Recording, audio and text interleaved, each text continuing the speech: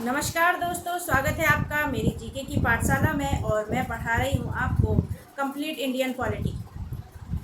तो दोस्तों, हम क्या पढ़ रहे थे अपनी पॉलिटी की क्लास में? हम पढ़ रहे थे मौलिक अधिकार, जो हमने 10 देशों से लिए। अलग अलग उनके अधिकारों को हमने अपने संविधान में मिलाया। तो दोस्तों, उन्हीं अधिकारों के बारे में आज हम देखेंगे।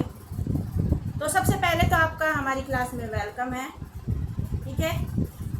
और फिर उसके बाद हम मोटिवेशनल कोट को सुनते हैं और फिर अपनी क्लास को हम शुरू करते हैं। ज़िंदगी एक खेल है, ज़िंदगी एक खेल है। यदि तुम इसे खिलाड़ी की तरह खेलते हो, लगातार खिलाड़ी की तरह खेलते हो, तो जीत जाओगे। और यदि सिर्फ दर्शक की तरह देखते हो तो सिर्फ ताली बजा सकते हो। तो आपने खिलाड़ी बनना है या दर्शक बनना है?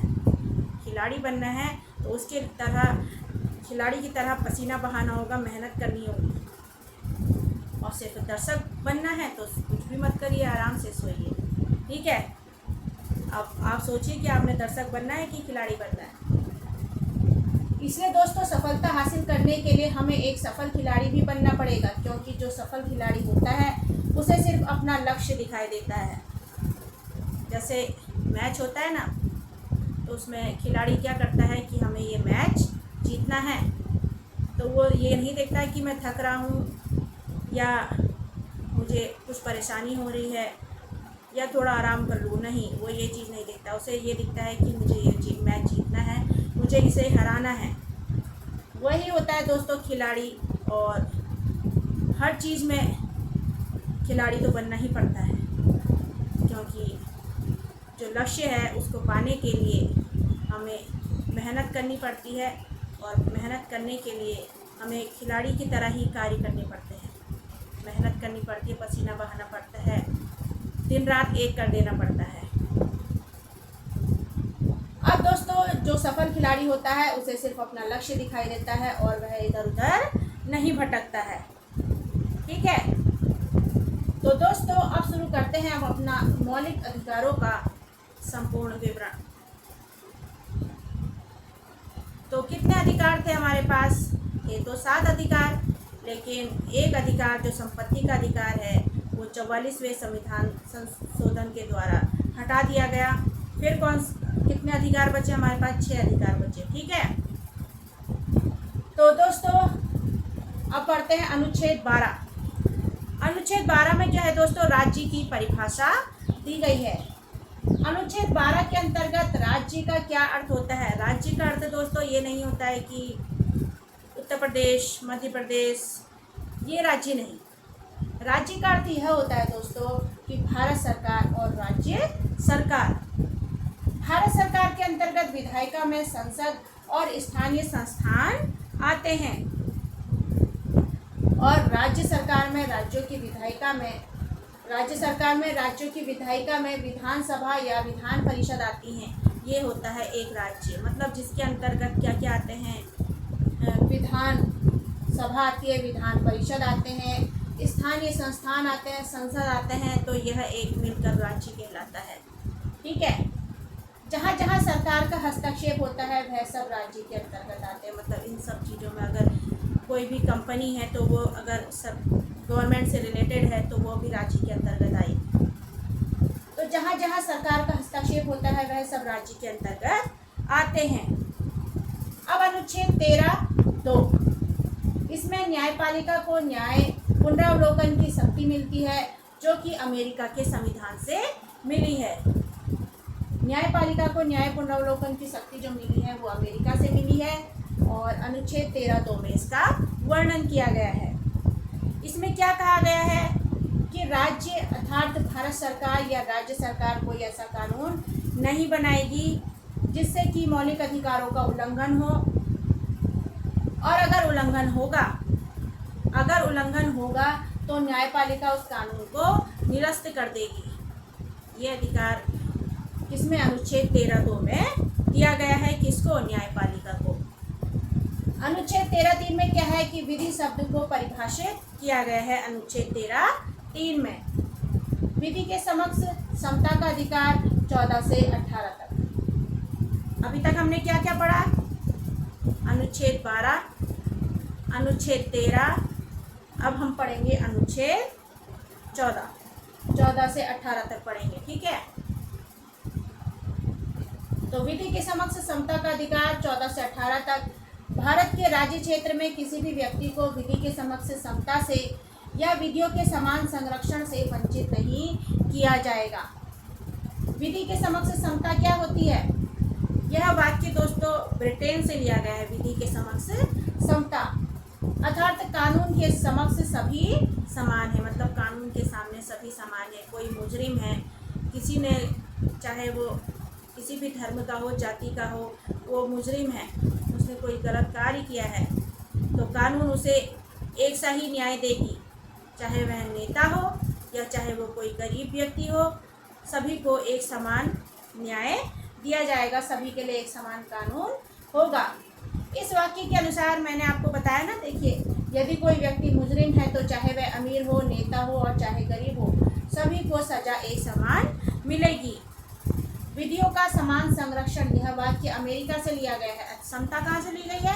ब्रिटेन से ली गई है, और संरक्षण अमेरिका से लिया गया है। देखिए एक बार, समता ली गई है ब्रिटेन से और संरक्षण लिया गया है अमेरिका से, ठीक है।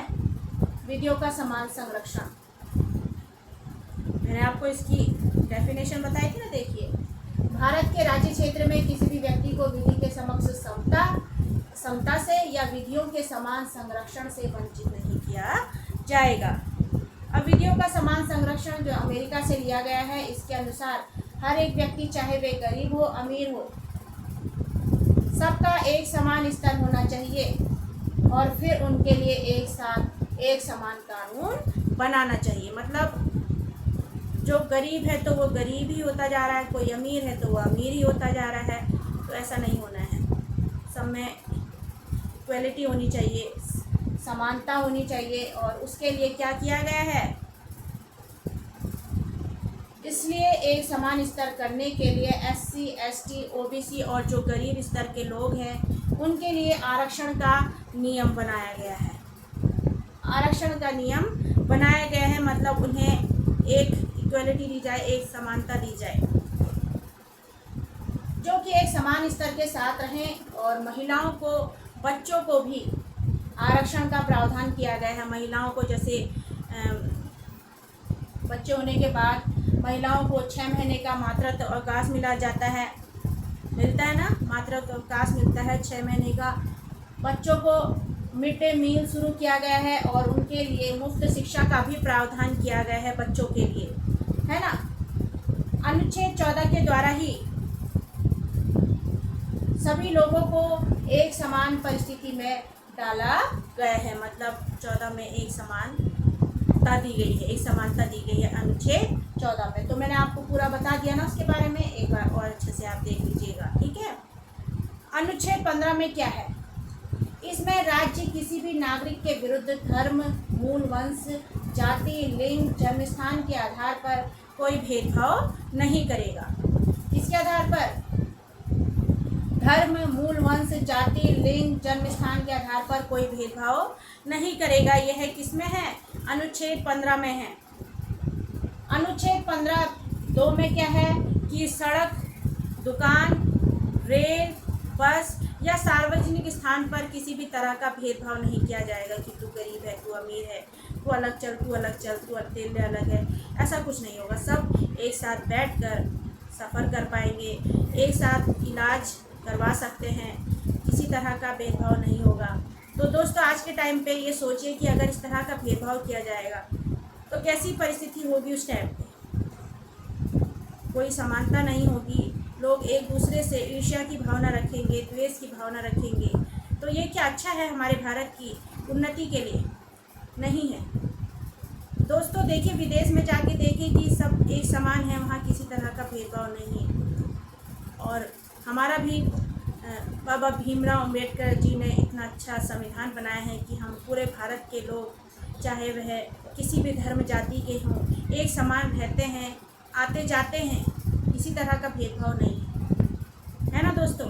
तो इसी तरह से हर एक व्यक्ति को रहना चाहिए, उन्हें भी किस तरह का भेदभाव नहीं करना चाहिए। तो दोस्तों, अनुच्छेद 15(2) में मैंने बताया आपको कि किसी भी सार्वजनिक स्थान पर भेदभाव नहीं किया जाएगा।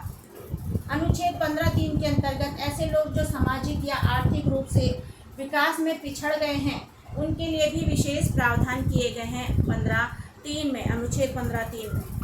अनुच्छेद 15(4) में शैक्षणिक आरक्षण दिया गया है।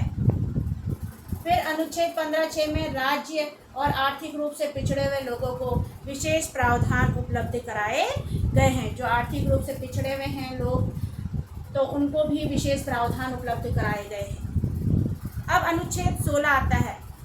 अनुच्छेद 16 में क्या है कि राज्य लोक नियोजन नौकरियों में किसी भी प्रकार का भेदभाव नहीं करेगा। नौकरियों में ऐसे नहीं होना चाहिए ना कि ये सिर्फ जनरल के लिए है, सामान्य के लिए है, ये ओबीसी, एसटी, एससी वालों के लिए, तो इस तरह का भेदभाव नहीं होना चाहिए। तो वही हमारे संविधान में भी है कि अनुच्छेद 16 में कि किसी भी तरह का नौकरियों में भेदभाव नहीं होना चाहिए। चाहे धर्म हो, मूल वंश हो, जाति हो, लिंग हो, जन्म स्थान हो, निवास हो, किसी भी तरह का भेदभाव नौकरियों में नहीं किया जाएगा। एक समान अवसर मिलेगा। इससे क्या दिखता है दोस्तों? इससे ये दिखता है कि जो योग्य लोग हैं, योग्यता को सबसे ऊपर रखा गया है। जो योग्य है उसे अच्छी नौकरी मिलेगी, और जो योग्य नहीं है, चाहे वो ऊंचे से ऊंची जाति का भी हो और वो योग्य नहीं है, तो उसे कैसे वो नौकरी मिलेगी? तो उस नौकरी के लिए पहले उसे योग्य बनना पड़ेगा, है ना, तभी वह उस नौकरी को पा सकता है। तो यही कहा गया है कि चाहे वह धर्म का हो, किसी भी धर्म का हो, मूल वंश का हो, जाति का हो, लिंग का हो, जन्म स्थान का हो, किसी भी जगह के निवास में, किसी भी जगह का रहने वाला हो, तो वहाँ किसी भी तरह का भेदभाव नौकरियों में नहीं किया जाएगा। एक समान अवसर दिया जाएगा। तो ठीक है दोस्तों, हमारी आज की क्लास यहीं समाप्त हो जाती है। उम्मीद है आपको मेरी क्लास समझ में आई होगी। एक बार आप अच्छे से इसे देख लीजिए, समझ लीजिए, ठीक है। देखिए दोस्तों, मैं ये एक ऐसी लैंग्वेज में आपको पढ़ा रही हूँ जो हमारी बोलचाल की भाषा में, जो हम समझना चाहते हैं इजी से इजी लैंग्वेज में, वही लैंग्वेज में मैं आपके लिए लाई हूँ। क्योंकि आप किताबों से भी पढ़ोगे तो अगर आपको थोड़ा समझ में आ जाएगा तो तभी तो आप पढ़ पाओगे। इसलिए मैं ऐसी लैंग्वेज में लाई हूँ जो आप अपनी खुद की लैंग्वेज में लिखते हैं, है ना। तो आपको ये लैंग्वेज जल्दी समझ में आ जाएगी। और बाकी तो मैंने आपको समझा दिया है, और आपका पढ़ने का काम है। जो मैंने आपको पढ़ाया है एक बार फिर से रिपीट करके उसे सुनिएगा।